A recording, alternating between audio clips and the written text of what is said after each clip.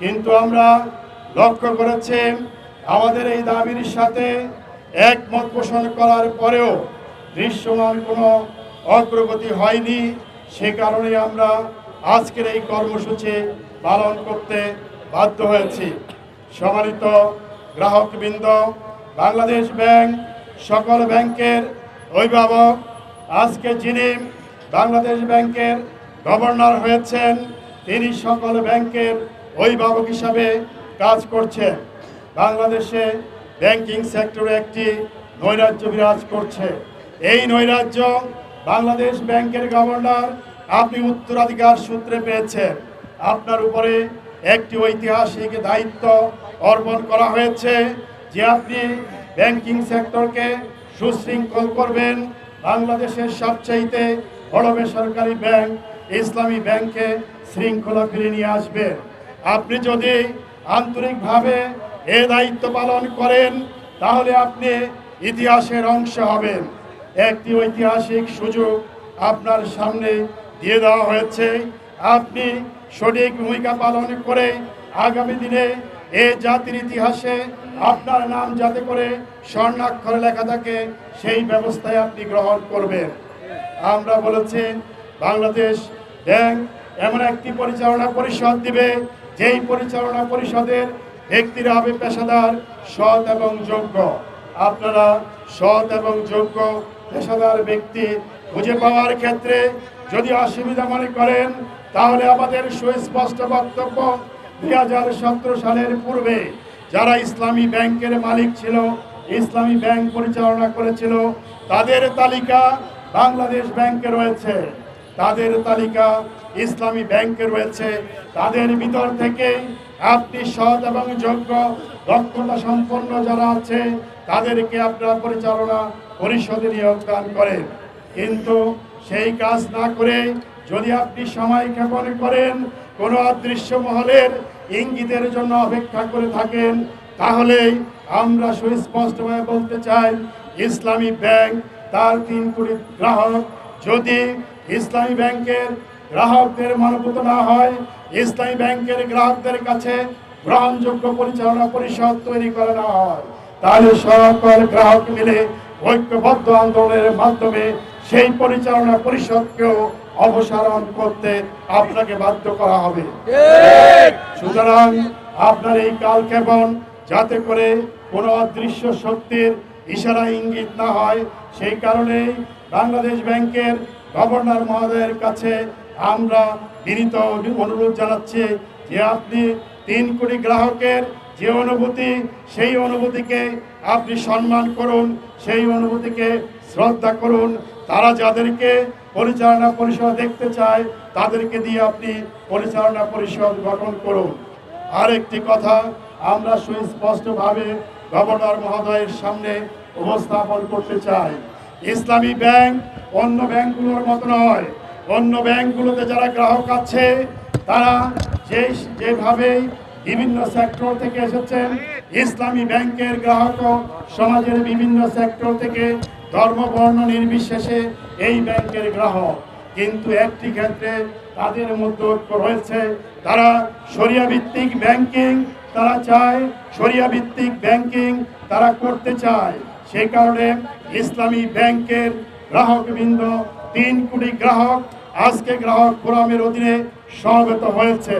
সুতরাং 3 কোটি গ্রাহক যদি আপনার কোনো ভুল সিদ্ধান্তের কারণে এই ব্যাংক থেকে সরে যেতে বাধ্য হয়, তাহলে আপনি ইসলামী ব্যাংকের একটি কঙ্কাল পাবেন, এই ব্যাংককে আর সচল করতে পারবেন না। আর ইসলামী ব্যাংক যদি ধ্বংসের দ্বার প্রান্তে চলে যায় তাহলে এই দেশের অর্থনীতি ধ্বংস হয়ে যাবে। আর এই দেশের অর্থনীতি যদি দুর্দশার মধ্যে পতিত হয় তাহলে আজকে যারা ক্ষমতাসীন সরকার আছেন আপনারা দেশ পরিচালনায় ব্যর্থতা হওয়ার দায়িত্ব আপনাদের উপর বর্তাবে। সুতরাং সকল কিছু বিবেচনা করেই আপনারা পরিচালনা পরিষদ গঠন করবেন। সম্মানিত সাংবাদিকবৃন্দ, আমরা 7 দফা দাবি আদায়ের জন্য আমরা আন্দোলন করছি, আমরা কর্মসূচি পালন করছি। আমাদের সুস্পষ্ট দাবি, এস আলম যেইভাবে 82% শেয়ারের মালিক হয়েছে, অবৈধভাবে বন্দুকের জোরে শেয়ারগুলো দখল করেছে তার সেই সমস্ত শেয়ারগুলো বাংলাদেশ ব্যাংকের পক্ষ থেকে আপনারা সেগুলোকে ফ্রোজেন করেছেন, সেগুলোকে ফ্রিজ করে রেখেছেন। সুতরাং এই যে শেয়ারগুলো, এই শেয়ারগুলো যারা প্রকৃত মালিক তাদের কাছে ফিরিয়ে দেন। যদি কোনো ধরনের ছলচাতুরি করে, আইনের অপব্যাখ্যা করে কোনোভাবে যদি এস আলম বা তার সহযোগী কোনো কোম্পানির কাছে এই শেয়ারগুলো হস্তান্তর করা হয়, তাহলে 3 কোটি গ্রাহক তাদেরকে যেখানে পায় বাংলাদেশে এস আলমের সকল দোষর সুবিধাভোগী যারা আছে তাদেরকে প্রতিরোধ করবে। সুতরাং আপনারা ভেবেচিন্তে সিদ্ধান্ত নেবেন, প্রকৃত মালিক যারা আছে তাদের কাছে অবিলম্বে এই শেয়ারগুলো ফিরিয়ে দিতে হবে। সম্মানিত গ্রাহকবৃন্দ, আমাদের সুস্পষ্ট দাবি, যে এস আলম যেই সম্পদ বাংলাদেশ থেকে লুটপাট করেছে, আমরা বাংলাদেশ সরকারের কাছে আবেদন জানিয়েছিলাম আপনার সেই লুটপাটকৃত সম্পদ দেশে ফিরিয়ে আনার ব্যবস্থা করুন। কিন্তু সরকারের পক্ষ থেকে আজ পর্যন্ত কোনো সুস্পষ্ট পদক্ষেপ আমরা দেখতে পাচ্ছি না। সেই কারণে বাংলাদেশের মানুষ হতাশ। সেই কারণে সরকারের কাছে আমাদের আবেদন, যে অতি দ্রুত যেই সম্পদ বাংলাদেশ থেকে পাচার করা হয়েছে, সিঙ্গাপুর, মালয়েশিয়া সহ ইউরোপের বিভিন্ন দেশে যেই সম্পদ পাচার করা হয়েছে সেই সম্পদ ফিরিয়ে আনার ব্যবস্থা করুন। বাংলাদেশ ব্যাংকের সম্মানিত গভর্নর বলেছিলেন যে ব্যাংকিং খাতের 3 ভাগের 1 ভাগ টাকা লুটপাট হয়ে গিয়েছে। সুতরাং বাংলাদেশ ব্যাংকের এই যে গভর্নরের যে আকুতি, সেই আকুতির সাথে সুর মিলিয়ে আমরা বলতে চাই, এই লুটেরা অর্থগুলো বিদেশ থেকে ফিরিয়ে আনে, এস আলমের অর্থ বিদেশ থেকে ফিরিয়ে এনে ইসলামী ব্যাংকের তার যে খেলাপি ঋণ রয়েছে সেই খেলাপি ঋণের সাথে সমন্বয় করেন। আমরা আরো সুস্পষ্টভাবে বলতে চাই, এস আলম শুধুমাত্র ইসলামী ব্যাংকে লুটপাট করে নাই, আরো 4টি ইসলামী ব্যাংক লুটপাট করে ধ্বংসের দ্বার প্রান্তে নিয়ে গিয়েছে, আরো কয়েকটি আর্থিক প্রতিষ্ঠানকে ধ্বংস করে ফেলেছে।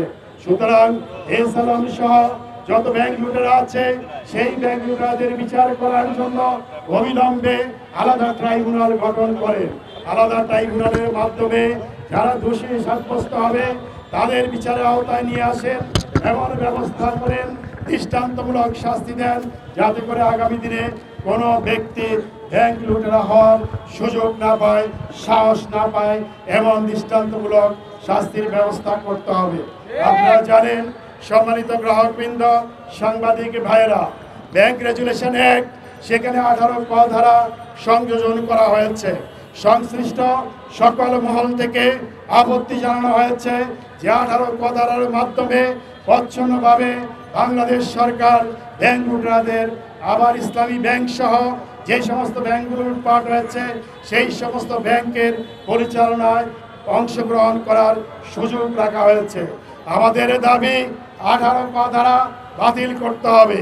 বাংলাদেশ ব্যাংকের ডেপুটি গভর্নর সাহেব আমাদের জানিয়েছেন তারা 18 ক ধারা বাতিল করার জন্য, আইনগতভাবে সেটাকে অবৈধ ঘোষণা করার জন্য তারা আইনি পদক্ষেপ গ্রহণ করবেন।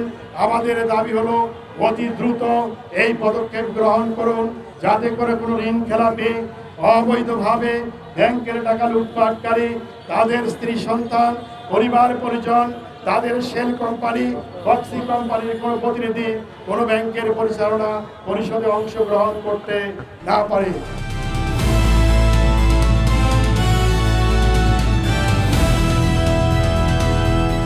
দিনাজপুর টিভি, মানুষের জীবনের কথা বলে।